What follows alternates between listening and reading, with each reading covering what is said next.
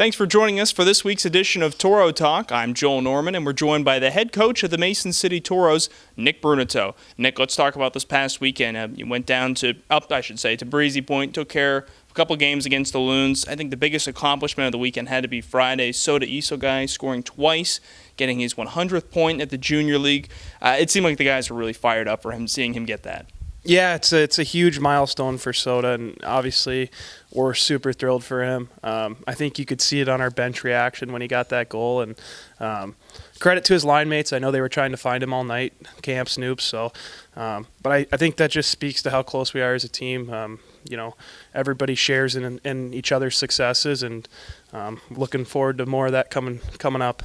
How glad were you to see him get the 100th game the next night at the North American Hockey League level, his debut in the NAL, and doing that with the Bulls? How cool was that? It was awesome for him. Everybody on this team has aspirations of playing at higher levels, and for Soda, a guy that's been here, and this is his third year now, to get rewarded for it was awesome. And he's not a guy that it's just like, hey, let's get him a game for his 100th game. Like, he deserved that game, he earned that game, and he earned a few more this weekend, and he's been playing well. And we've been lucky to have him for these games, and hopefully at some point we'll get him back. But if not, he's such a good player wherever he is. Like, we're always going to want to share in his success. So we're hoping he'll do well this weekend. Yeah, he was one of 5 players last weekend to score at least 2 goals in the 2 wins over the Loons. And one of those other players who did so was Nathan Gillies Hammer, who was actually the second star of the week for the West Division. Gillies Hammer seems like he's really coming into his own now with the Toros. Came in with the team late October, and that's kind of tough to join a new team in the middle of a year. But I've been really impressed with the adjustments he's made. What have you seen him do specifically to adjust and adapt here with the Toros?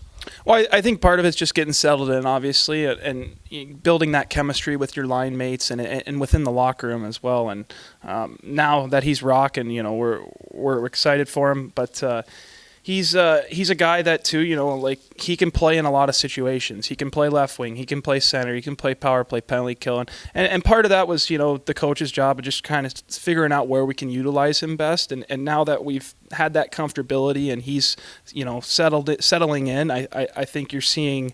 I think that's part of the success is more so just kind of getting into it. Turning the page and looking ahead to this weekend, you take on the Willmar Warhawks starting on Black Friday, of course, and then the next day at Willmar on this Saturday. What's the challenge of facing Willmar once again? You've had some great success against them so far, but that's a good hockey team back there, and they're fighting to try and get back into third place and maintain that spot here in the West Division. Well, I don't want to say the success is misleading. I think the games were much closer than the score. A couple of those games, 5-1, 6-1, and I really felt those games were much, much tighter. They're a team that they play fast, they play physical. They have some very good players like Greer. They're a team that has continued to add players each week and continuing to get better, so we expect them to be a very tough task this weekend. It's been a really tight division this year. We haven't seen a ton of change at the top, but it's that middle part that seems like it's turning on. We see Willmar and Alexandria starting to kind of trade spots a little bit. So I would think it makes the challenge a little bit tougher as the season goes along, knowing you're seeing teams improve each week. Would you agree? Yeah, I would, and I think it's always that game of trying to catch the team in front of you. And Alex and Willmar are both right there, and they're sniffing around. And just as we're trying to catch Granite, they're trying to catch us. And I think all 4 of those teams could beat any one of them on any given night. Heading into this weekend, I think the thing I look at with this team recently is they've been really healthy as well. The Toros, I should say. You guys have been able to stay really healthy. I feel like that's been a nice key. Injuries are a part of seasons, but I would say to this point, and not to jinx anything, of course, this team has done a really good job staying healthy, and I think that's really helped in a lot of ways. Would you agree? Yeah, and you better hope we're healthy after the weekend, Joel, or this might be the last interview. Joking aside, obviously we struggled with a lot of injuries beginning of the year, whether it was Dylan Duxon, Blake Olvey, guys that we were really excited about that we were looking forward to being, a key part to our success. So those were tough losses to have. And then, since then we've always kind of had, 2 or 3 guys banged up and out of the lineup. And right now we're missing Andrew Ralston, and he's obviously, taking care of his stuff. But other than that, we've been pretty healthy, and it's very good, not just on the ice, but for our locker room vibes. I think when guys are healthy, they have more energy around the room. They're in better moods, and I think that translates on the ice. And it's nice now getting to add a couple of guys. You're adding a couple players beginning this weekend. It's got to be nice moving forward knowing, okay, we've got our core kind of set in place. We've been able to stay healthy right now. Now you get to add new guys into the mix. What's the excitement for you at that point? Because it's not. You were saying the other day, well, hey, we're going to be able to scratch some guys for once. We haven't been able to do that a lot recently. Yeah, I think it just kind of takes that complacency out of our locker room.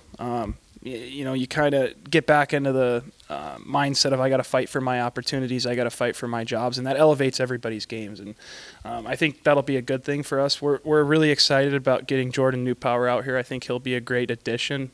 We saw him in Chicago at our Bulls camp, and he looked really good out there. And obviously, he's cousins with Carter, who's been arguably one of the best players in the league. So we're excited to see how he does, and we understand that it's gonna take him a week or so to kind of get back into game shape and whatnot. But he'll be a big addition for us going forward. Well, Coach, we're excited for this weekend. It's a big one, taking on the Wilmer Warhawks. Best of luck, and thanks for joining us. Thanks, Joel. That was head coach Nick Bruneteau joining us, and this has been Toro Talk.